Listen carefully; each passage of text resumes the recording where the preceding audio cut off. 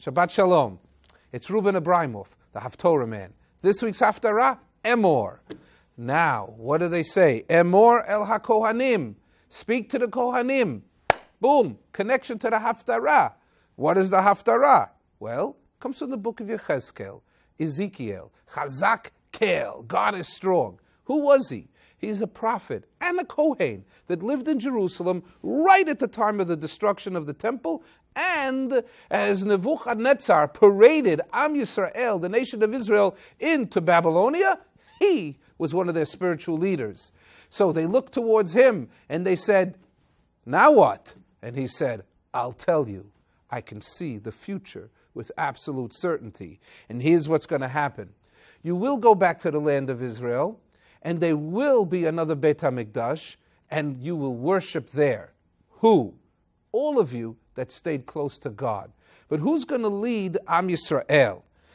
Only the descendants of Bnei Tzadok. Remember, there were 24 Mishmarot. There were 24 families of Kohanim in the time of the Beis HaMikdash, but only one in the time of the Messianic Beis HaMikdash stayed pure. And those were the Bnei Tzadok. Yes, Bnei Tzadok are going to be the ones that are going to look after the Beis HaMikdash in the time of the Mashiach. Hema yikrevu. There they will do the sacrifices in the Beis HaMikdash.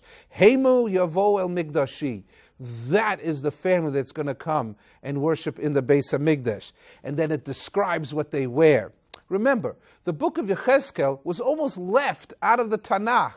And this Rabbi Hananiah, what he did is he went up into his attic with a bunch of barrels of oil. I think the Gemara says 200 barrels of oil. And he burned the midnight oil in his attic to reconcile all the differences between what Yechezkel had in his book and what it says in the Chumash, in the Torah. He had some differences about how many sacrifices, how many animals, and other details, what a Kohen can do, what he can't do.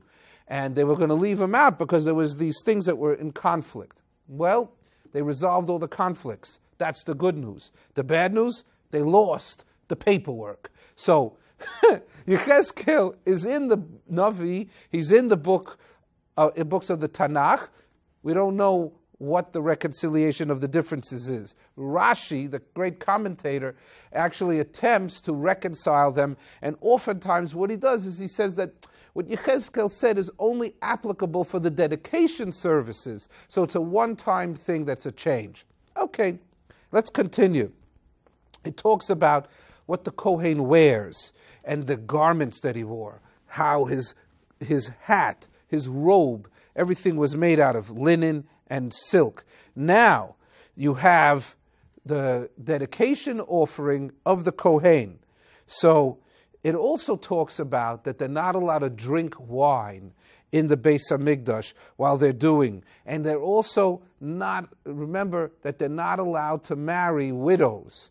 So these laws are being restated over there. It also said that a Kohen is not allowed to shave his head, but he's also not allowed to wear his hair long. And in the Gemara, it says that they would get a haircut every day by these master barbers that knew how to cut every hair exactly the same length.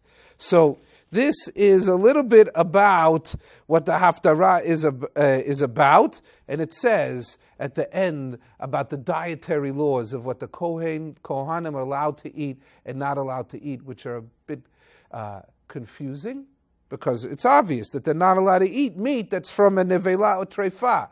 No one's allowed to eat it, so why is it mentioning it? We'll wait till the Mashiach comes and we'll ask Eliyahu Hanavi if he is ready to reveal that secret. Nevertheless, the Haftorah for Parshat Emor is one of happiness and joy about the royal family of Kohanim, the Tzadok family that are going to be dedicating and sacrificing in the third and permanent Beit HaMikdash. Shabbat Shalom. Enjoy the Haftorah.